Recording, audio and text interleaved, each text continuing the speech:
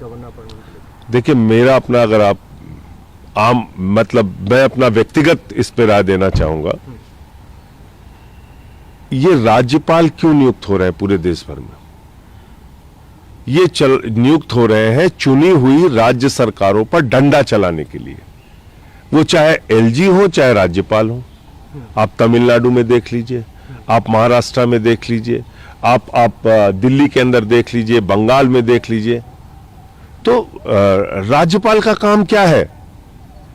एक चुनी हुई सरकार अगर है, उसको काम करने दो। तो मेरा अपना अगर आप मत पूछेंगे तो मैं तो समझता हूं कि ये राजभवन जो है ये राजा भवन के रूप में तब्दील हो गया। इसकी कोई आवश्यकता नहीं है। लोकतंत्र में चुनी हुई सरकारें होती हैं, उन सरकारों को अपने विवेक से काम करने की छूट होनी चाहिए। और ये राज्यपाल और एलजी ये सब बंद करना चाहिए। इसमें फालतू, एक तो उनके प्रोटोकॉल में पैसे खर्च होते हैं करोड़ों रुपए, उनको एक वोट नहीं मिलता है।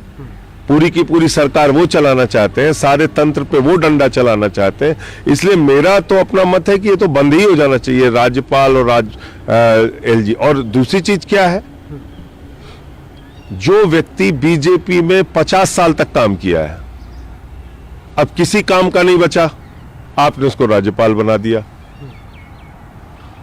तो वो जाके तुरंत निष्पक्ष हो जाएगा, रात ही रात उसका हृदय परिवर्तन हो जाएगा, वो तुरंत संवैधानिक पद के प्रति अपनी पूरी निष्ठा रखेगा।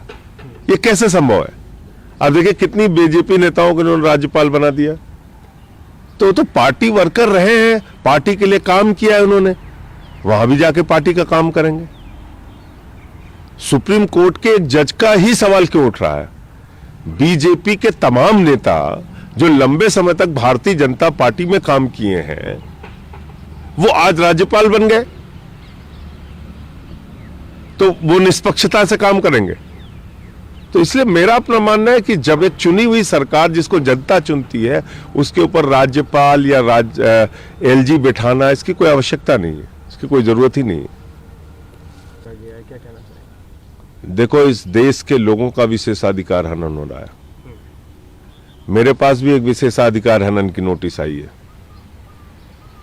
तो ये सब ड्रामेबाजी छोड़ के मोदी जी सीधे सीधे ये बताओ, अडानी के साथ मिलकर इस देश की सारी संपत्तियां आपने एक व्यक्ति को क्यों सौंपी? आकाश से लेके पाताल तक आपने उसको दे दिया। सड़क दे दिया, बिजली दे दिया, पानी दे दिया, स्टील दे दिया, सीमेंट दे दिया, सीपोर्ट दे दिया, एयरपोर्ट दे दिया, कोयला दे दिया, गैस दे दिया, सब कुछ दे दिया। 2.5 लाख करोड़ रुपए का कर्जा दे दिया, 84,000 करोड़ का कर्जा माफ कर दिया। उसकी सीपोर्ट पे 20,000 करोड़ की ड्रग्स पकड़ी गई, कोई कार्रवाई नहीं किया। 38 फर्जी कंपनियां बना के अपने शेयर को ओवर वैल्यू किया गया, इतना बड़ा फ्रॉड किया गया, कुछ नहीं किया। इस पर जवाब दीजिए।